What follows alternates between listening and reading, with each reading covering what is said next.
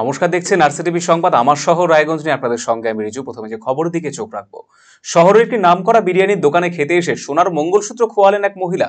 ঘটনায় ঘিরে চাঞ্চল্য ছড়িয়েছে রায়গঞ্জ শহরে। বিরিয়ানি দোকানের মধ্যেই মঙ্গলসূত্রটি চুরি হয়েছে বলে অভিযোগ করা হয়েছে।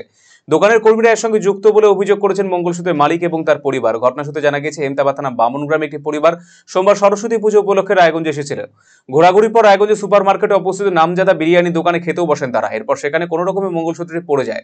অভিযোগকারী মনীশ কুমার বলেন, তিনি তার বৌদি এবং তার ছোট্ট ভাইপো দোকানে বসেছিলেন। তাদের অসতর্কতার জেরে মঙ্গলসূত্রটি পড়ে গিয়েছিল।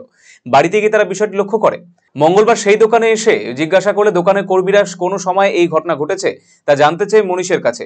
মনীশ সময় বলে দিলে কিছুক্ষণ বাদে দোকানের কর্মীরা সিসিটিভি ক্যামেরা থেকে সেই সময় ফুটেজ ডিলিট করে দিয়েছে বলে অভিযোগ করেছেন তারা। এরপরই রায়গঞ্জ থানায় লিখিত অভিযোগ দায়ের করেছেন মনীশ। বিষয়টা হচ্ছে কি যে আমি আর বৌদি আমার ভাস্তা এখানে 4টা থেকে 5টার দিক বিরিয়ানি খেতে আসছিলাম। আগামীকালকে সরস্বতী পুজো উপলক্ষে 4টা-5টার দিক।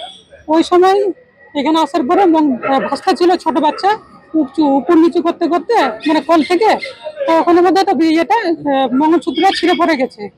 তখন থেকে আমার খেয়াল নেই, আমরা বাড়ি চলে গেছি। আসার পরে যখন আমি বললাম এরকম এরকম বিষয় যে মঙ্গলসূত্র আমরা পাচ্ছি না, এখানেই হারিয়েছে। আমাকে যে টাইমটা জেনে নিল ওরা, তারপরে টাইমটা জানার পরে বললো তোমাকে আমি 12টাতে জানাচ্ছি। কে বললো? দোকানের ম্যানেজার 12টাতে আমরা জানাচ্ছি, ফোন করবো। এবার হচ্ছে গিয়ে হোয়াটসঅ্যাপে আমাকে কয়েকটা ছবি পাঠালো। ছবি পাঠানোর পরে বলছে 4টা থেকে 5টার মধ্যে ওরা ভিডিও ডিলিট করে দিল। তারপরে আমাকে কয়েকটা ছবি পাঠাই বলছে যে তোমার ওই ভিডিও নেই, ওরা ডিলিট করে দিয়েছে। আমাকে যে টাইমটা জেনে নিল যে তুমি কোন সময় এসেছিলে, আমার এন্ট্রি থেকে এক্সিট টাইম দুটাই আউট হয়ে গেছে, মানে ডিলিট করে দিয়েছে ওরা। 100% শিওর এখানেই নিয়েছে, যেহেতু ডিলিট করেছে। আর আমি ওনাদেরকে আগেই টাইমটা বলে দিলাম। তারপরে আমাকে বললো যে তুমি 12টার দিকে আমি তোমাকে জানাবো। তখন আমি শিওর যে ওরা এটাকে সরিয়ে দিয়েছে। আমি থানায় গেলাম, থানায় কমপ্লেন করলাম। তারপরে এখানে আসে আবার চেক করলাম। এখন দেখা যাক প্রশাসন কি করে। কি চাইছেন?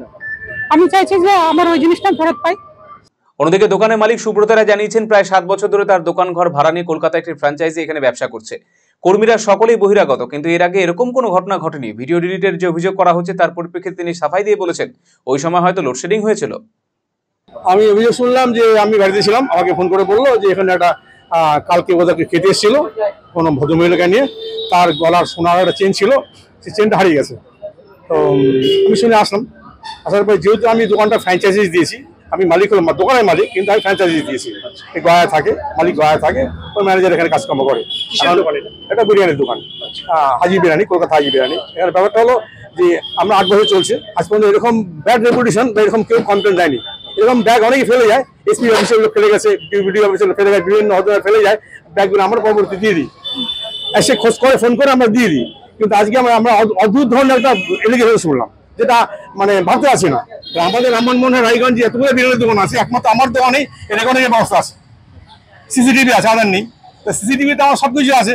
হয়তো যে সময়টা সাহেব বলছেন, পুলিশ থেকে যাওয়া আসছে, সাহেব বলছে ওই সময় রেকর্ডিং নেই, আমি ডিলিট করে দিয়েছি। হতে পারবে সময় আবার যদি সব থাকে, ওইটুকু সময় থাকবে না কেন? এটা যে একটা প্রশ্ন আছে। সেখানে এত হতে পারে হয়তো সে সময় লাইন ছিল না, ফল্ট হয়ে গেছে, সেটা দেখতে হবে। আমি বলছি বিচার করুক, আপত্তি নেই আমাদের, বিচার যে ঠিক করে আপত্তি নেই আমাদের। কিন্তু কথা হলো যে এরকম এলিগেশন যেন না দেয় কেউ যে আমরা এখানে ওইটা নিয়ে আমরা রেখে দিয়েছি। অন্যদিকে পুরো ঘটনা তদন্ত শুরু করেছে রায়গঞ্জ থানার পুলিশ।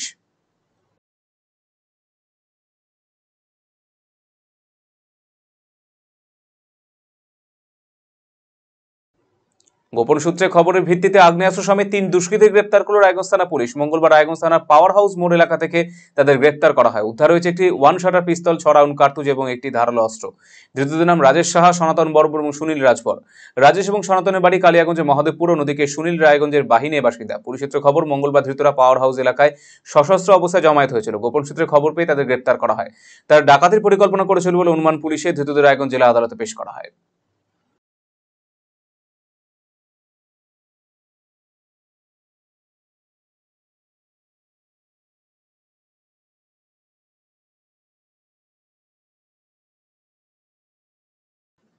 মঙ্গলবার 4 ফেব্রুয়ারি দিনটি বিশ্ব ক্যান্সার দিবস হিসেবে পালিত হয়ে থাকছে। ক্যান্সারকে করব জয়, হারিয়ে দিয়ে মনের ভয়, এই বিশেষ বার্তাকে সামনে রেখে দিনটিকে পালন করলো রায়গঞ্জে মুক্তির কান্ডারি নামে একটি সামাজিক সংগঠন।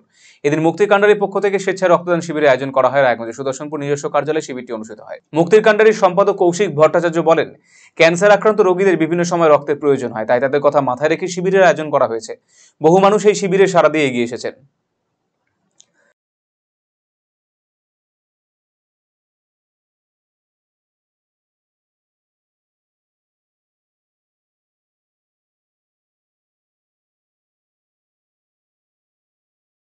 আজকে বিশ্ব ক্যান্সার দিবস। এই বিশ্ব ক্যান্সার দিবসে আপনারা জানেন যে ক্যান্সার আক্রান্ত বিভিন্ন মানুষ যারা আছেন তাদের কেমোথেরাপির আগে বিভিন্ন সময়ে রক্ত অল্পতার কারণে অনেক রক্তের প্রয়োজন হয়।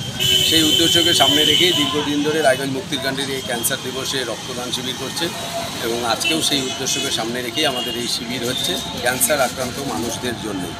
এবং আজকের শিবিরে আমরা বিভিন্ন সহনাগরিককে আমন্ত্রণ জানিয়েছিলাম, তারা ধীরে ধীরে এগিয়ে এসে রক্তদান করে যাচ্ছে এবং আশা রাখছি 25 জন রক্তদাতাকে আমরা আজকের এই শিবিরে পাবো এবং সেই রক্ত Raiganj government medical college and হাসপাতাল ব্লাড সেন্টারের হাতে তুলে দেওয়া হবে। গুটি গুটি পায়ে চলতে চলতে 25 বছরে পদার্পণ করল রায়গঞ্জের সুভাষগঞ্জ গার্লস হাই স্কুল। এই উপলক্ষে স্কুল অনুষ্ঠিত হল রজত জয়ন্তী বর্ষ উৎসব। মঙ্গলবার সকালে উৎসবের উদ্বোধন করা হয়। এদিন বর্ণাঢ্য শোভাযাত্রা শহরের পথ পরিক্রমা করে। প্রধান শিক্ষিকা বন্দিতা সরকার বলেন, এই স্কুল 25তম বর্ষে পদার্পণ করল, যাকে ঘিরে একাধিক অনুষ্ঠানে আয়োজন করা হয়েছে। শিক্ষক শিক্ষিকা, বর্তমান পড়ুয়া, প্রাক্তনী অভিভাবকরা স্বতঃস্ফূর্তভাবে এই অনুষ্ঠানে অংশগ্রহণ করেছে। অন্যদিকে স্কুলের পরিচালন সমিতির সভাপতি শিবশঙ্কর রায়চৌধুরী বলেন, এই অনুষ্ঠানে অংশ নিতে পেরে তিনি অত্যন্ত খুশি। অনুষ্ঠানের সার্বিক সাফল্য কামনা করেছেন তিনি।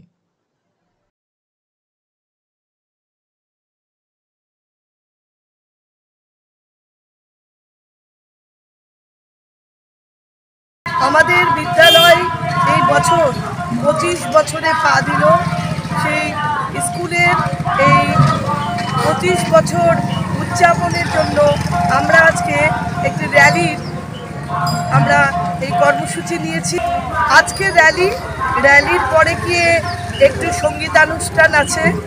এরপরে আমাদের বিভিন্ন কম্পিটিশন শুরু হবে সারা বছরব্যাপী এবং তারপরে গিয়ে আমাদের পুজোর আগে আমাদের যে বার্ষিক অনুষ্ঠান সেটি আমাদের 2 দিন ব্যাপী চলবে। র্যালি আমাদের পৃথিবী গৌরব দিয়ে যাবে।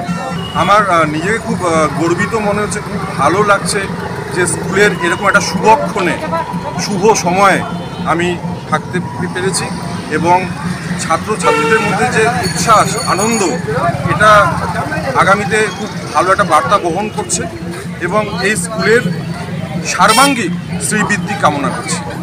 আমার শহর রায়গঞ্জ এখনকার মতো এই পর্যন্ত। অন্যান্য সমস্ত খবরের জন্য চোখ রাখুন RCTV সংবাদে। নমস্কার।